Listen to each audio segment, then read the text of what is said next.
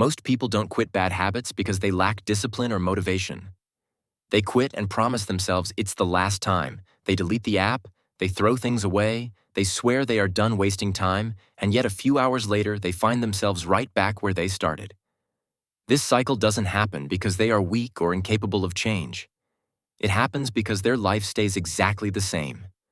The environment stays the same, the routines stay the same, the triggers stay the same, and the conditions that allowed the habit to exist are never removed. Bad habits don't survive because you consciously choose them every day. They survive because they still have access.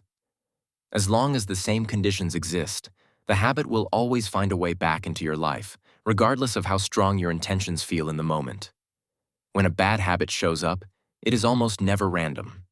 It doesn't appear out of nowhere, and it doesn't happen without a reason. It shows up at very specific moments in your day and during very specific emotional states. Moments of stress, boredom, loneliness, frustration, or mental fatigue. Moments when your energy drops and your brain is looking for relief. Your brain is not designed to ask what is best for you long term. It asks a much simpler question. What will make this feeling go away right now? And because it has learned the pattern, it already knows the answer. Scrolling, smoking, eating, drinking, escaping into something familiar and easy. It works fast and it feels good for a moment, and that moment is what your brain remembers. Not the regret that comes later, not the guilt, not the disappointment, just the relief.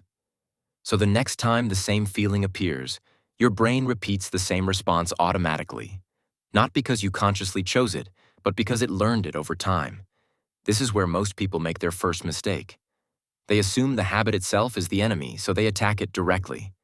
They rely on willpower, self-control, or motivation, believing that if they just try harder, the habit will disappear. But willpower is temporary, and habits are not. Willpower gets tired, distracted, overwhelmed, and depleted, while habits operate automatically in the background. People who don't struggle with bad habits are not more disciplined than you are. They simply do not live in environments that constantly feed those habits. They don't fight the habit head-on. They remove the conditions that keep it alive.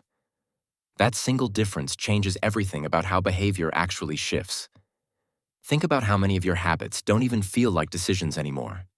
If your phone is always within reach, scrolling becomes the default response. If junk food is always visible or easy to grab, snacking doesn't require thought. If you repeat the same routines at the same times every day, your habits run on autopilot. You are not actively deciding in those moments. You are following a script written by your environment. This is not a discipline problem, and it never was. It is a design problem. Until the design changes, the behavior usually does not. When you change the environment, the habit begins to weaken on its own. Distance reduces temptation, and friction creates space to think. When something becomes harder to access, your brain pauses before acting. That pause is powerful because it creates awareness. Not force, not motivation, just space. And in that space, you regain control. This is why redesigning your environment matters more than motivation ever will. Motivation comes and goes, but your environment shapes your behavior every single day whether you feel motivated or not.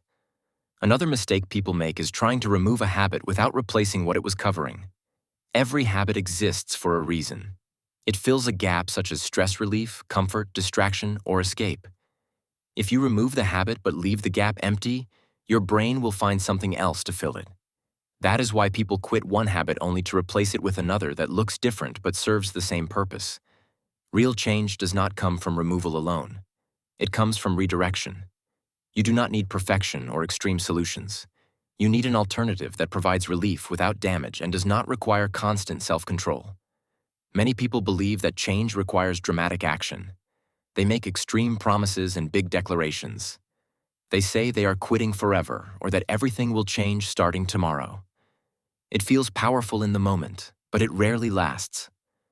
Real change is quiet and gradual. It is built through small, repeatable decisions that slowly change how your brain responds over time. Not quitting forever, just reducing access today. Not changing your entire life, just redesigning one part of your day.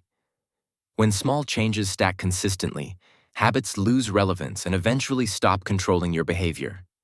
Progress doesn't come from intensity. It comes from consistency. It comes from designing systems that work even when you are tired, distracted, or unmotivated. This is why people who rely only on discipline often burn out, while people who design their environment move forward steadily without constant struggle. They don't need to fight themselves every day. Their life supports the direction they want to move in. Mistakes will still happen, and that does not mean you failed. People who succeed long-term do not quit when they slip. They look at what allowed the slip to happen and adjust the system instead of attacking themselves. No guilt, no shame, no dramatic restarting from zero. Just awareness and correction. That is how progress compounds over time, and that is how habits actually lose their grip. Over time, as your environment changes, your identity begins to shift as well. You start to see yourself differently. Not because you forced a new identity, but because your actions naturally align with it. When your daily life supports the person you are becoming, change stops feeling like a battle. It becomes a byproduct of how you live. This is why discipline alone rarely lasts and why design does.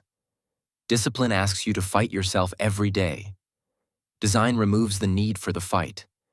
When your environment supports the person you are becoming, bad habits lose their power naturally. They don't disappear overnight, but they fade into the background until they no longer define your behavior.